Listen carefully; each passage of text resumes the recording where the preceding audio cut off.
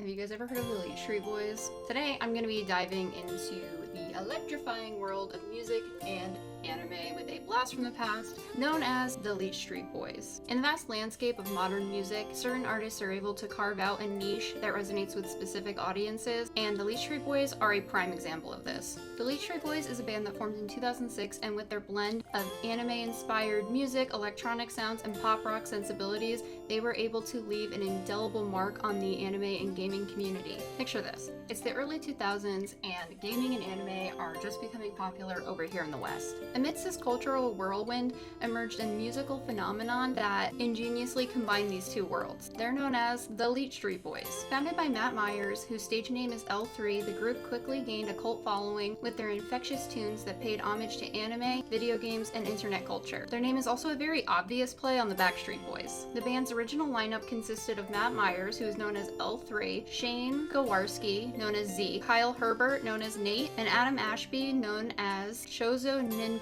Over the years, this lineup has changed, with different members contributing to different albums and projects. I first found out about the LeetStreet Boys in 2008 when I was walking around the convention hall of Kineticon. At first, I was like, how could this even be a thing? This is probably terrible.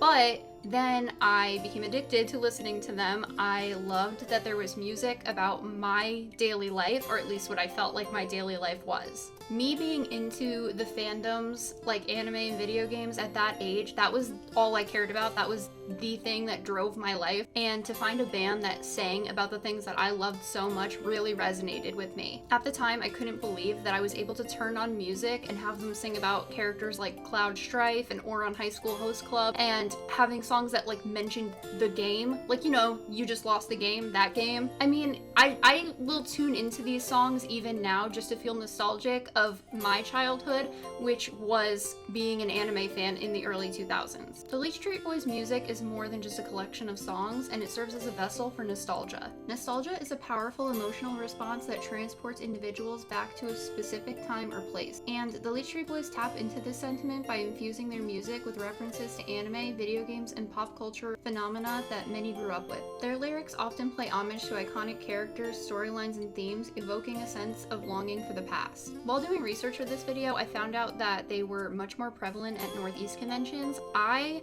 am from Connecticut, so those are the conventions I went to, but up until recording this video, I kind of thought that they were prevalent everywhere, and they kind of went to all conventions, not all of them obviously, but I thought that they had a more like national following than they do. Like, granted, they have a decent sized YouTube channel with a bunch of views on their videos, but they were definitely more prevalent in the Northeast anime community than anywhere else. I just assumed that they were a staple for national conventions, not just where I'm from, which is also where they're from. The band is often associated with the nerdcore genre of music. Nerdcore is characterized by lyrics and themes related to video games, comics, and other aspects of geek and pop culture. The LeetStreet Boys released several albums and EPs over the years, including Yuri The Only One for Me, Legendary, and Imaginary Friends. These albums featured songs with themes related to dating, relationships, and the otaku lifestyle. The band produced music videos for some of their songs, which gained attention on platforms like YouTube. These videos often featured cosplay, animation, and references to anime and video games. What truly set the LeetStreet Boys apart were the lyrics that resonated with their fans on a whole new level. That being said, with the good came the bad.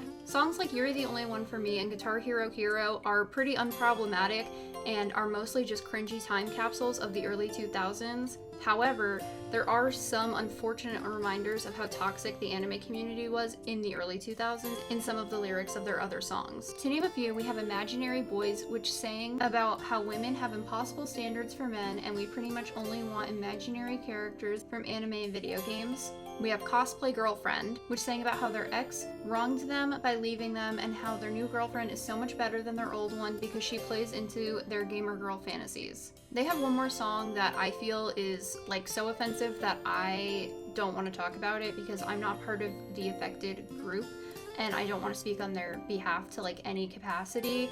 But their song just uses a very bad term in reference to the transgender community, and that's all I'm gonna say about it. Yeah, unfortunately, it was the early 2000s, and people are still very offensive today, but the standards were much lower then, and it is reflected in some of their music. Most of their convention appearances were either booths to promote their content, which is where I first found out about them, or actual live concerts at conventions on their like convention stage. I've never seen them live, so I don't think that they did too many live performances, as I was at a lot of the conventions that they were also at, but I went to most of the stage performances at those conventions, so I would have seen them, and I didn't. They had only 21 confirmed guest appearances at conventions, and there was only a handful of performance videos on YouTube of them as well. So only a handful of live performances were made by the LeetStreet Boys to my knowledge. Their concerts do appear to be a little strange. It's just like them in like closet cosplay. I mean, I don't want to like offend them because maybe they thought they looked really cool, but they are like, if you can think of an early 2000s cosplay, that is what they look like.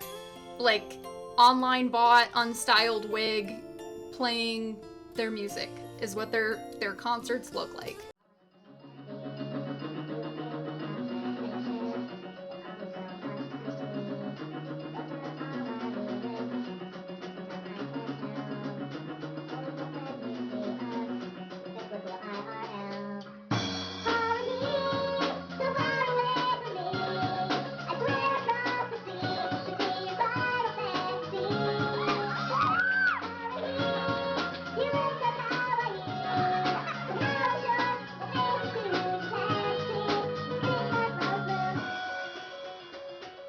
It just looks so dystopian and so cringy that I'm sad that I did not get to witness this in person, because I feel like I would love it. I would eat that shit up.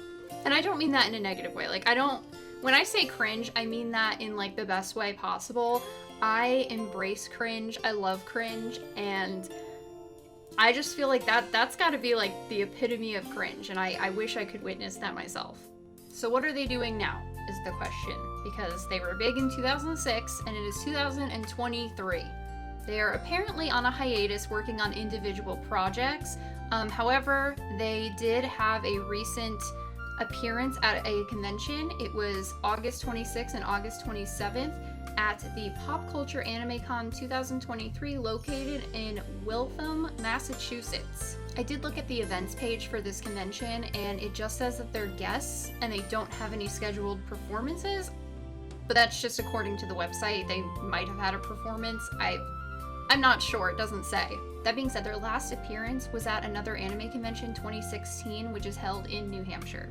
And that's pretty much all I got on the LeetStreet Boys. They were just like a big part of my childhood, and I wanted to take a look back and see what they were up to and tell you guys about them in case you didn't know who they were. The LeetStreet Boys, with their infectious tunes and unapologetic celebration of geek culture, left an indelible mark on the world of music and fandom. So whether you're a longtime fan or a newcomer, make sure to give their tracks a listen and immerse yourself in the world where anime, gaming, and music collide. So yeah, that's all I got for today. Thank you so much for watching. Please make sure to leave a like and subscribe if you are new and enjoy nostalgia content, and I'll see you next time.